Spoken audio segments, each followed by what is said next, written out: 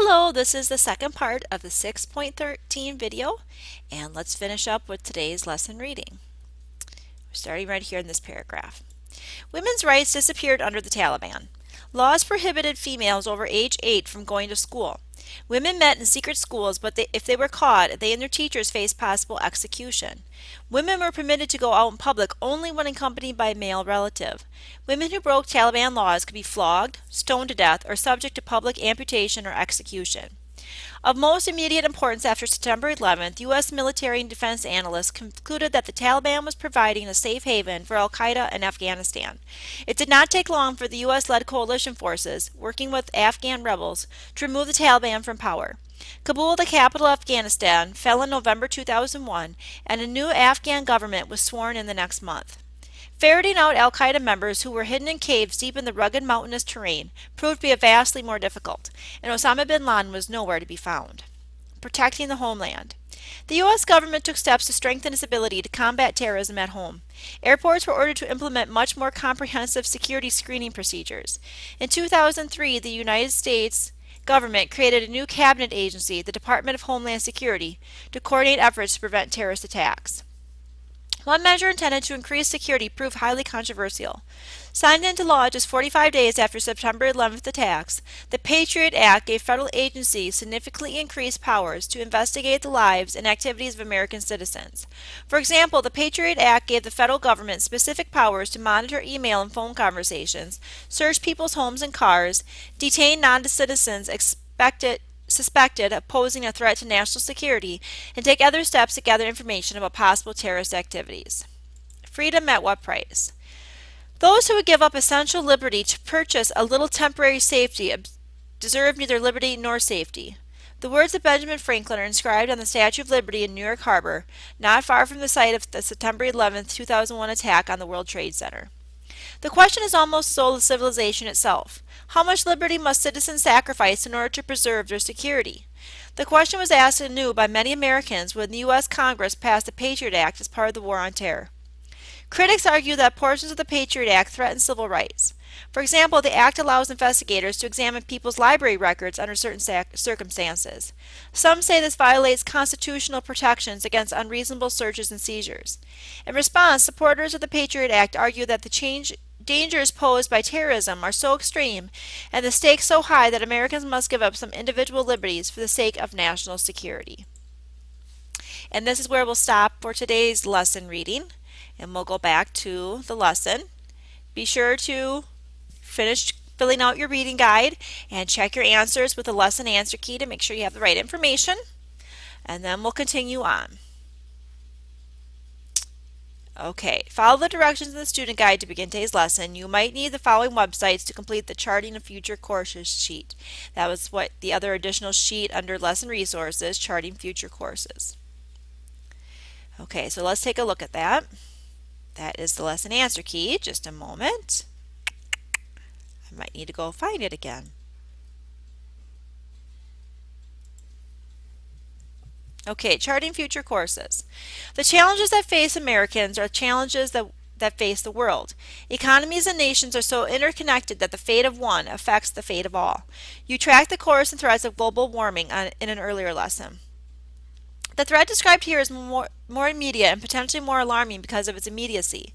Terrorist groups thrive on fear and unpredictability as they seek control.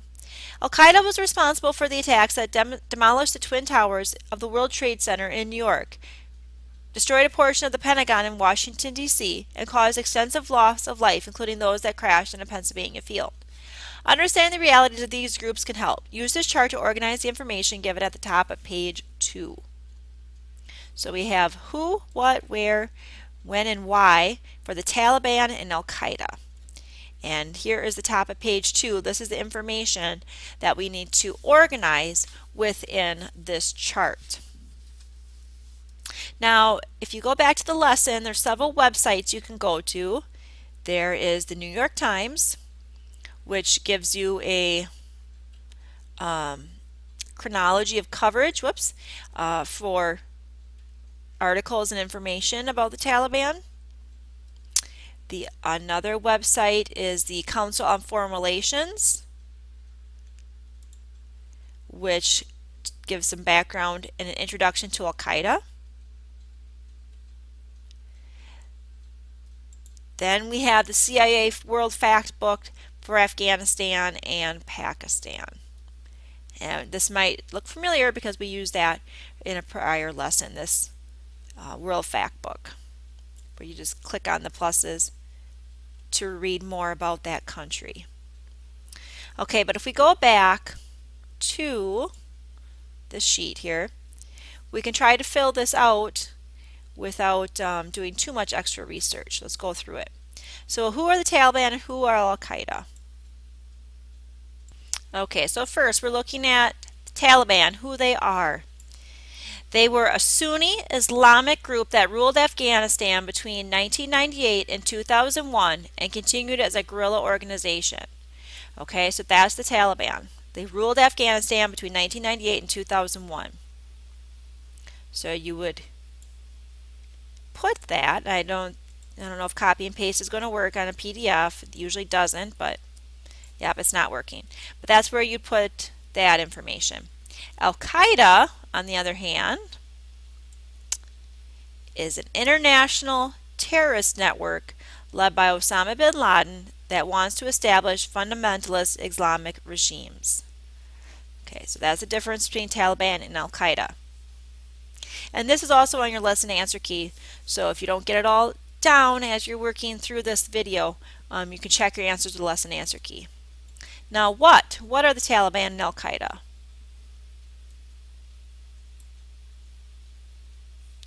Taliban, the what? Strict enforcement of fundamental Islamic law, banning music, movies, and eliminating women's rights in education. And then the what for Al-Qaeda,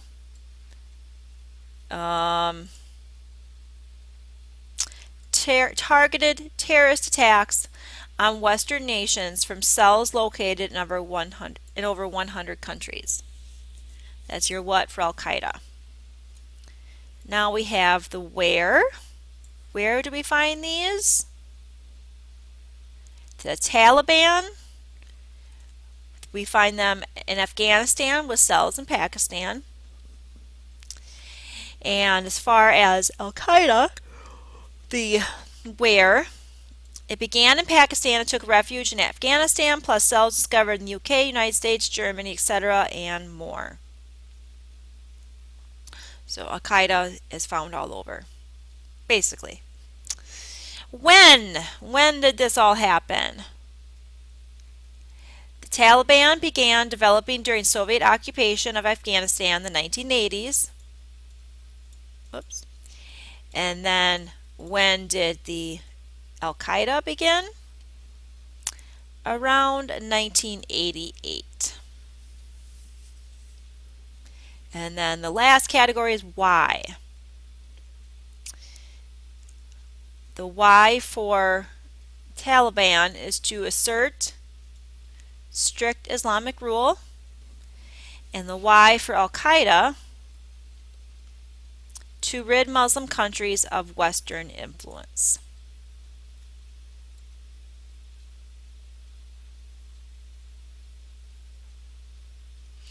Okay, let's go back. And then the last thing you'll need to do is complete the 6.13 checkpoint. So don't forget to do that, and you are done with the 6.13 lesson. Congratulations.